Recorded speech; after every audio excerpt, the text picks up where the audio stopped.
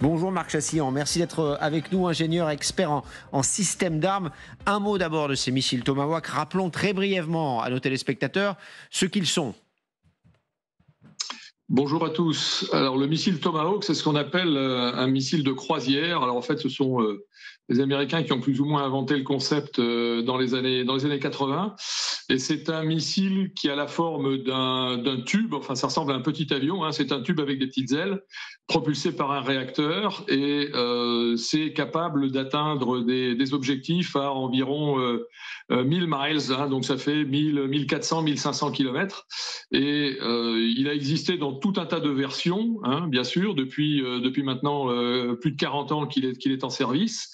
Et il peut porter à la fois des ogives nucléaires pour certains et des ogives classiques. Voilà. Alors sa particularité, c'est que il a un système de guidage et de navigation qui lui permet de reconnaître le terrain qu'il survole.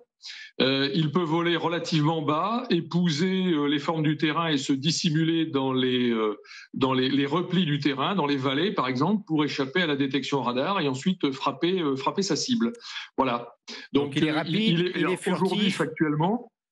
Il est dangereux ce missile, et la dernière fois qu'il a été utilisé, c'était pour viser les sites nucléaires iraniens le 22 juin dernier. Il est impossible d'utiliser les Tomahawks sans que du personnel militaire américain ne participe directement. C'est ce que dit le président russe Vladimir Poutine. C'est vrai ou faux? Alors, le Tomahawk fait partie de cette gamme de missiles. Alors, il est un peu finalement comme le Scalp français, hein, ou le Storm Shadow. C'est-à-dire que ce sont des missiles qui ne peuvent pas être lancés s'ils n'ont pas été programmés au moyen d'un logiciel tout à fait spécial, qui est un logiciel de ciblage et de préparation de mission, qui est effectivement entre la main des gens qui fournissent ces missiles. C'est-à-dire que les Ukrainiens ne pourront pas lancer des missiles comme on lance une grenade, quoi, hein, pour faire simple, hein, je caricature. Donc ce missile ne partira pas sur sa cible si au préalable du personnel qualifié équipé de ce système de préparation de mission n'a pas rentré, n'a pas chargé finalement l'ordinateur de tir de toutes ces données.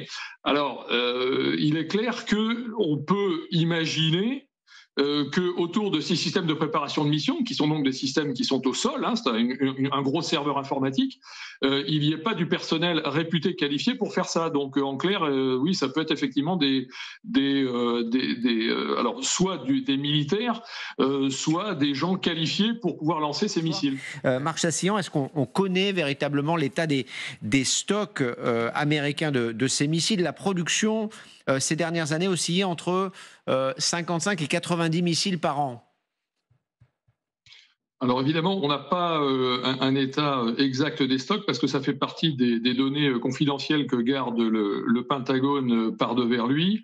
Ce qu'on peut dire aujourd'hui, c'est que l'armée américaine, enfin les forces américaines, hein, que ce soit l'Air Force, la Navy ou la Marine, ou l'armée de terre, pardon, recomplètent considérablement leur stock en matière de missiles de croisière. Il faut savoir qu'il y a une trentaine d'années, l'armée américaine, donc l'armée de terre américaine, disposait de missiles de croisière, donc des Tomahawk. Au titre de la réduction des armements conventionnels, ces batteries ont été démantelées, et là, l'armée américaine les reconstitue. D'ailleurs, ça s'appelle les Multi-Domain Task Force. Et pour équiper ces nouvelles unités, la production de missiles de croisière a été considérablement relancée. Et alors tout ça, il faut replacer tout ça dans le contexte géostratégique global. Tout ça, c'est pas pour alimenter l'Ukraine, évidemment, hein, c'est pour reconstituer les stocks dans l'hypothèse d'un conflit face à la Chine. Alors aujourd'hui, ce qu'annoncent les militaires américains, c'est que ce conflit pourrait se dérouler entre 2027 à partir de 2027-2028.